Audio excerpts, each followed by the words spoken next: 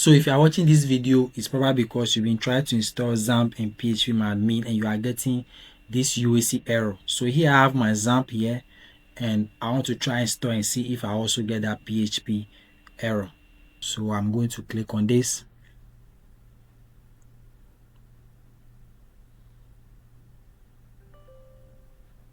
Okay, so now it's going to ask me to accept. So I'm going to click yes and accept.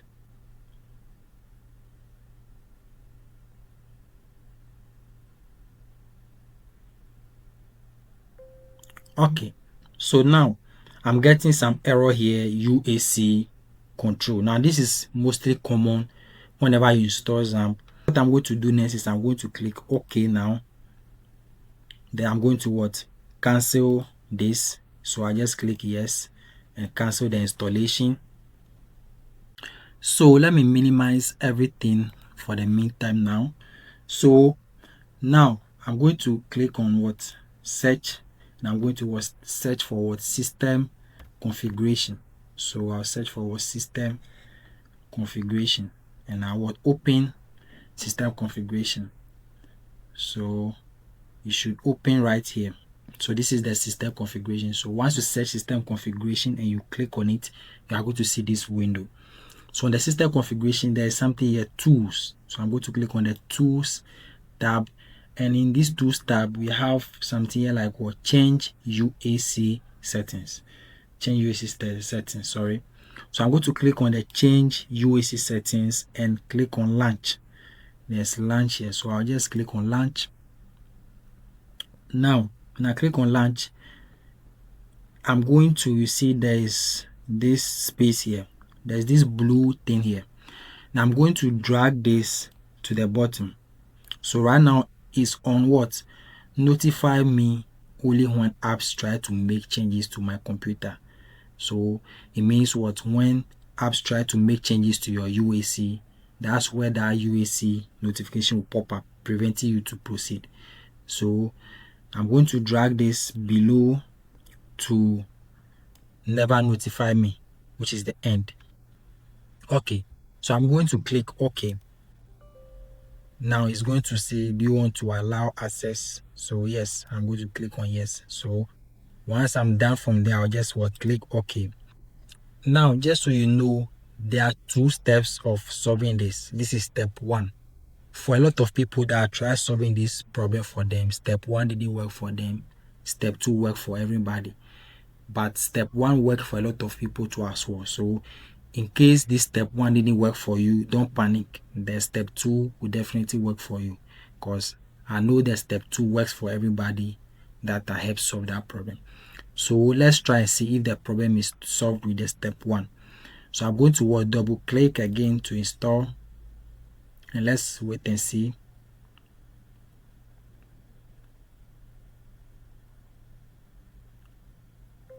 So as I was saying, step 1 will not work for a lot of people. Same way step 1 work for a lot of people as well. Now if step 1 work for you, then you can skip to the installation process. But if step 1 didn't work for you like me, then stay with me. Let's do the step 2. So I'm just going to click OK again and cancel installation. Then we move to the step 2. So with the step 2, here's what we do. So I'll once again minimize this. Now I'll also go to the search again. Now this time around, I'm going to click search for registry. So once you search for registry, you see registry editor here. So I'm going to click on the registry editor. It's going to open this window for me, the registry editor window. Now the next thing I want to go here is that I want to search for HKey local machine. So we have the third option here, HKey local machine. Now I'll click on the drop down under the HKey local machine. Now there are other subfolders inside this HKey local machine. Now moving straight towards software, there's also software here. So I'm going to click on the drop down of the software. So now when you click on the drop down of the software, there are also subfolders in this software. Now you can also maximize it so that you get bigger view very well as well. Then now inside the software, I'm going to look for Microsoft. So remember, these folders are arranged in what? Alphabetical order. So if you are looking for Microsoft, you just go to the M column. So there's Microsoft folder here. So I'm going to click on this drop down. So it means what? Microsoft folder is also opened as well. Now inside this Microsoft folder, we are also going to look for another subfolder. So the subfolder we are going to look for now is Windows. And remember, these folders are arranged in the alphabetical column, alphabetical order. So if you want Windows, it means we scroll down to the W. So we go to W. If you scroll down, you should see Windows here in W here. So in this Windows, now you can also put the cursor here. You see the cursor change like this, meaning it helps us to drag and expand this section here so that we can see the folders clearly. So this Windows, I'm going to open the Windows. There's also a drop down there. I'll open this Windows, and inside this Windows, we are also going to scroll down and look for another folder called current version. So the current version is even here already. So it's just right here because it's in the C column. So we just click on the current version folder here. Now the current version also have a lot of folders inside. Okay, a lot of folders inside. Now this may sound long, but trust me, it's very worthy. It's very worthy because I know this will work. I believe it will work. So now we scroll down to policies. So inside the current version, we scroll down to policies, which should be in the P column, because that, as once I said, the folders are arranged in alphabetical order. So there's policies right here in P column. So I'm also going to click on what? The drop down here, policies. Now there are also subfolders in these policies here. So in these policies, we have system here, system. Now there's not going to any subfolder we are going to open here again. So what we are going to do now, so we are going to double click on this system folder. We are going to double click on the system folder. So I will just double click. Once you double click, it opens all these what? Settings right here for you. So on these settings, you are going to look for what? Enable LUA. Enable LUA. So if you scroll down once again, if you go to the E column, you see enable LUA right here. Enable LUA right here. So we are going to double click on this enable LUA. It's going to show you this window right here. So in this window, you have a value data of what? 1. The 1 means what? Is enabled. So we'll change it to 0. So the 0 basically means what? Is disabled. So we'll change the 1 to 0. So you just click what? OK. Yeah. Now when you click OK, it's going to warn you to restart your computer. So meaning for this to work, you need to restart your computer. So what I'm going to do is what? Or what I want you to do is what? Save this video to watch later, because you are going to restart your computer so that you don't lose this video. You can subscribe to the channel and save the video. So when you restart your computer, you can what? Go back and easily find my video and watch and continue where you stopped.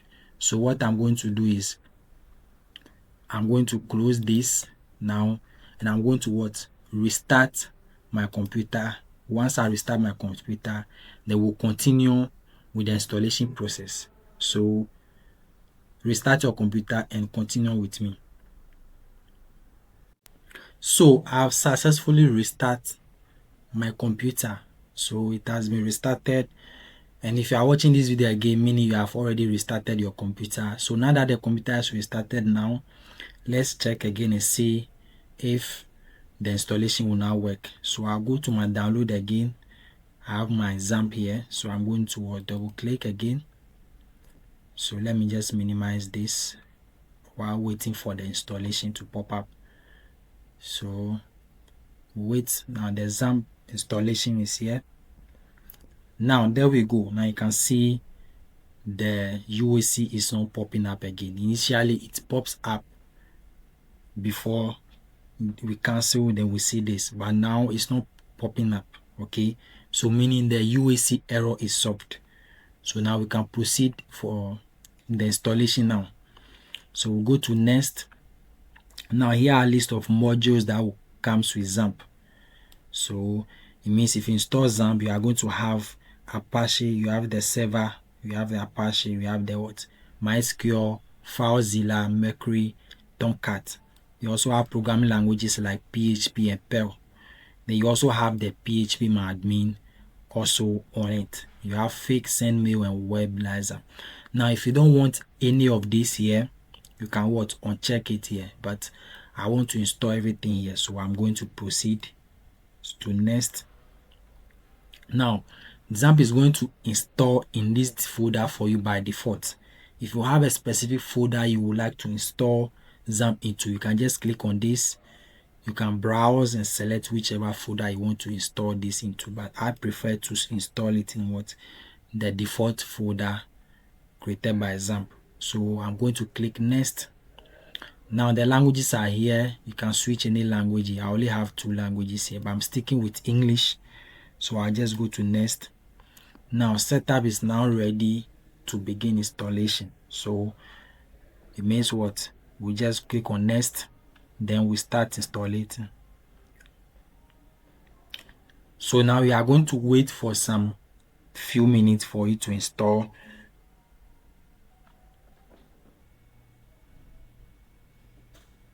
So installation is done successfully now. Now it's asking me, do you want to launch or start the control panel? So yes, we'll leave it, we'll check it and what? Finish. So it will launch the control panel. So let's test and see if everything is working correctly as we wanted it to work. So I'm going to wait a second for it to load. Okay, so it means this has been loaded properly here. Now, in some cases, if you are trying to load, there might be a pop-up that will tell you to allow private network, because your system virus protection might be trying to block this, trying to access your network. But because my antivirus is off, I may not see that. But if your antivirus is on, there may be a pop-up that tells you you want to allow private network. So you have to allow, because the example need to run on your server for it to be able to work properly. So that's it. So first I have to start the Apache, and I also want to start the MySQL. So these are other things that came. Okay, so here we go. I've got this pop-up again, as I was telling you, allow. So yes, we want to allow because we need MySQL and XAMPP to run on our server. So it's perfectly safe, no problem with it. So I will just allow access again. Okay, so now XAMPP is running now. So we have to go to the admin. So let's see if PHP admin will come. So on the MySQL side, there's the admin here. So we just click on the admin on the MySQL side. Now this will directly open in our default web browser, because we allow all this network to open there.